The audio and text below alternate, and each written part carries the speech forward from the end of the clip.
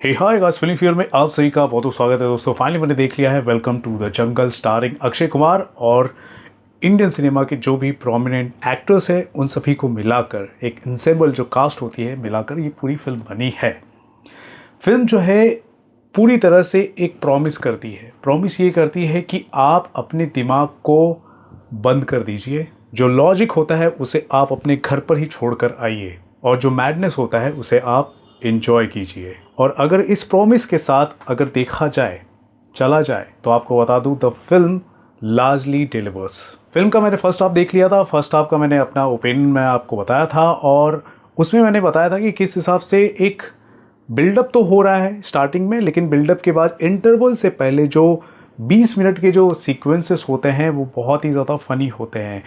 Theatre में audience जो है बहुत ही ज़्यादा इंजॉय करने लग जाती है। तो ये तो चल रहा था। फिर बाद में सेकेंड हाफ की अगर मैं बात करूँ तो सेकेंड हाफ में फिल्म जो है पिकअप पकड़ लेती है एक अलग किस्म से। एक्चुअली में ये जो फिल्म है ना, अनअपोलोजेटिक वे में आपको ये कह रही है कि भाई सही में आप लॉजिक मत लगाइए। और इस बात का प्रूफ है ना तब लगने लग जाता है जब इस फिल्म का प्लॉट आपसे ये एक्सपेक्ट करने लग जाता है कि आप जो है बिलीव करो इस बात पर। जब फिल्म का प्लॉट लाइन ये बताता है हमें कि बहुत सारी जो है इंसेम्बल कास्ट है, क्रू मेंबर्स हैं, वो बड़े बिग बजट की फिल्म जो है शूट कर रहे हैं और शूट करने के लिए अब उन्हें एक लोकेशन चाहिए क्योंकि बजट का एक बड़ा हिस्सा जो है वो अभी बर्बाद हो चुका है। अब कैसे शूट किया जाए, तो एक लोकेशन है जो बॉर्डर के उस पार है और वो जो लोकेशन है वो एक्चुअली में एक आज़ादगंज नाम का एक गांव है जो एक फिक्शनल एक गांव है और वो पूरा का पूरा एरिया टेररिस्ट के कंट्रोल में है। तो पूरी की पूरी जो एंसेंबल कास्ट है, क्रू मेंबर्स है, वो बॉर्डर क्रॉस कर लेते हैं, वो भी मिलिट्री के अटायर में वेपन्स के साथ। तो ये सब जब आप देखते हो ना तो बिल्कुल समझ में आता है कि यार फिल्म जो है वो आपको क्लियरली बता रही है कि आपको लॉजिक लगाने की ज़रूरत नहीं है। फिल्म जो है रियलिज्म जो होता है उसे एम बिल्कुल नहीं कर रही है, बल्कि ये प्योर अनअपोलोजेटिक एंटरटेनर है जो आपको कह रही है कि भैया आप घर में दिमाग कर रख कर जाइए और एक जो राइड होता है उसे आप इंजॉय कीजिए। सबसे बड़ी हाईलाइट इस फिल्म की ये रही कि अक्षय कुमार और रवीना टंडन दोनों एक साथ आमने सामने होते हैं, उनका आई कांटेक्ट भी होता है और बड़े पर्दे पर वो चीज़ें दिखाई भी जाती है, तो वो देखना बहुत ही ख़ास रहा। रवीना टंडन जब आती है स्क्रीन पर और अक्षय कुमार भी जब देख रहे होते हैं तो बहुत सारे लोग जो है ना नॉस्टैल्जिक तो फील कर ही रहे हैं और साथ ही साथ इंजॉय कर रहे थे। वो सीन मुझे बहुत ही ज़्यादा अच्छा लगा। फिर बाद में फरीदा जलाल की अगर मैं बात करूँ जो इसेंट्रिक वे में जो बातें कर रही हैं, थोड़ा सा कोर्की वे होता है ना करके जो बात करती हैं, वो मज़ेदार लग रहा था, वो डिलीवर कर रहा था। और उस पर जो भी स्टार कास्ट है जो एक्सप्रेशन दे रहे थे वो तो अलग ही था।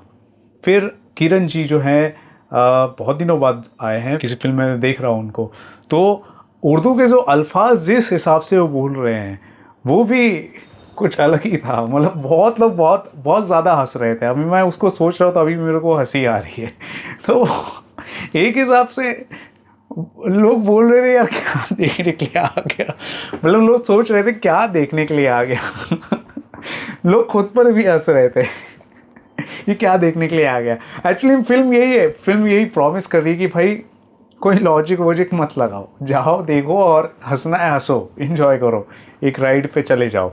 तो यही है फिल्म। तो इस हिसाब से फिल्म का जो मकसद है उस पर ये फिल्म खरी उतर रही है। मैं आपको ये बताने की कोशिश कर रहा हूँ हमारी सोसाइटी में, हमारे आज आस पास में आप देखोगे बहुत ज़्यादा स्ट्रेस है। कहीं वॉर हो रही है, कहीं तेल के भाव बढ़ रहे हैं घट रहे हैं, महंगाई बढ़ रही है, जॉब मार्केट खतरे में है, बहुत सारी चीज़ें हैं। ऐसे में लाफ्टर बहुत ही ज़्यादा ज़रूरी होता है, कॉमेडी बहुत ही ज़्यादा ज़रूरी होती है। और कॉमेडी के बारे में पहले से कहता आ रहा हूँ, हाउसफुल 5 के टाइम भी मैंने कहा था, इस बार भी मैं कह रहा हूँ, कॉमेडी जो है ना बहुत ही फ्रेजाइल जॉनरा है।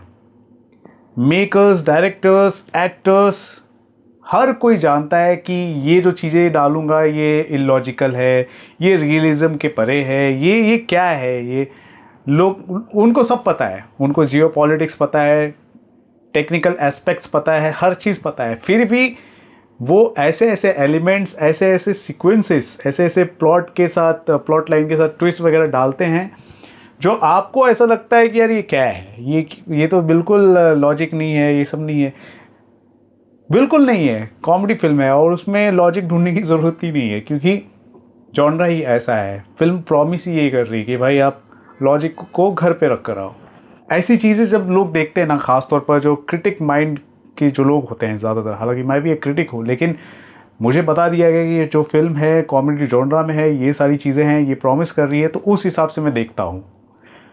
तो यहाँ पर क्रिटिक के नज़र से देखा जाए तो वो काफ़ी अलग तरीके से बातें ज़रूर कर सकते हैं, क्योंकि लॉजिक नहीं होता है इन फिल्मों में। तो ये इस हिसाब से मैं बोलता हूँ ये फ्रेजाइल जॉनरा होता है। लेकिन जब आप एक आम ऑडियंस के पर्सपेक्टिव से आप जब देखते हो, तो वहाँ पर आपको लगता है कि हाँ यार, हम तो यार टाइम पास करना है, हमें इन्जॉय करना है, उस हिसाब से इन्जॉय करना है एक हिसाब से। तो वो फिल्म जो है उस पर खरी उतर रही है। और कुछ जगह पर फ्लॉस हैं, ऐसा नहीं कि फ्लॉस नहीं है, बहुत सारे फ्लॉस भी हैं। जैसे कि एआई के जो शॉट्स लिए गए हैं, घुड़सवारी लोग कर रहे होते हैं, वो ज़्यादातर वो एआई मेड लगता है। कुछ पहाड़ के दृश्य, हेलीकॉप्टर के जो दृश्य होते हैं, वो एआई मेड लगता है। और फर्स्ट हाफ में जो मिड सीन्स होते हैं, वहाँ पर आपको कहीं ना कहीं आपको लग सकता है स्ट्रेच हो रहा है और चीज़ें बस चल रही हैं, ऐसा आपको लग सकता है। लेकिन बाद में पता चलता है कि वो बिल्डअप है। और जब आज़ादगंज में जब पूरी की पूरी जब कास्ट जाती है, क्रू जाती है, तब पता चलता है कि ये क्यों हो रहा था, ट्रेनिंग लोगों की क्यों हो रही थी, कास्टिंग क्यों हो रही थी। तो ये सब बाद में आपको पता चलता है। फिल्म की अगर कास्टिंग की अगर बात करूँ, कुछ अलग ही किस्म से कास्टिंग भी की गई है।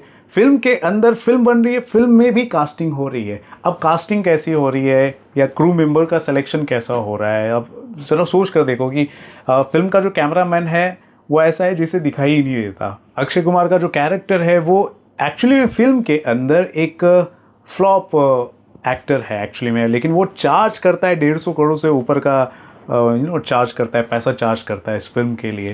तो ऐसे बहुत सारी चीज़ें हैं। जॉनी लीवर का जो म्यूट तरीके से कम्युनिकेशन होता है और जो एक्सप्रेशन होता है वो भी हाईलाइट होता है फिल्म का। फिर और जो डुओ है फिल्म के अंदर, अरशद वारसी का कैरेक्टर और सुनील शेट्टी का जो कैरेक्टर है, वो वेलकम 2007 जो था उसका जो लीगेसी है उसको कंटिन्यू रखता है इस फिल्म के अंदर। क्योंकि मजनू और अन्ना जो है उनके भाई का, छोटे छोटे भाई का रोल इस फिल्म के अंदर कर रहे हैं। और अगर अक्षय कुमार की बात करूँ तो यार इस जनरेशन की अगर मैं बात करूँ, और अक्षय कुमार खुद अपने जनरेशन के हिसाब से ही अगर देखा जाए, उनके जनरेशन के हिसाब से और आज की जेनजी जनरेशन के हिसाब से देखा जाए, उनकी कॉमिक टाइमिंग अनमैच्ड है। उनके जैसा एनर्जी के साथ कॉमेडी करना, एक्सप्रेशंस डालना, एफर्ट डालना कोई नहीं कर सकता, ट्रूली कोई नहीं कर सकता। और इस फिल्म में वो नज़र आता है। एक जो पर्टिकुलर सीन होता है, गांव वाले खड़े होते हैं, टेररिस्ट आता है, ज़तारा जो जैकी श्रॉफ का जो कैरेक्टर है, उसके सामने जिस हिसाब से वो एक्सप्रेशन देते हैं अक्षय कुमार, वो देखने लायक होता है। जैकी श्रॉफ की भी अगर मैं बात करूँ तो यार एक टेररिस्ट है, खूंखार टेररिस्ट है, लेकिन उसे देखकर भी हंसी आ रही है। तो ऐसे बहुत सारे मोमेंट्स हैं जो आपको हंसाएंगे फिल्म के अंदर। प्राइमरी ऑब्जेक्टिव वेलकम टू जंगल का यही है कि लोगों को हंसाना, और ये फिल्म हंसाने में कामयाब हो पाती है। तो ये है मेरा ओपिनियन इस फिल्म को लेकर। आपका क्या ओपिनियन है दोस्तों, ज़रूर बताएं हमारे कमेंट सेक्शन पर। देखते रहें आपका अपना channel filmy viewer. This is Ravi Gupta signing off. Thank you, bye bye.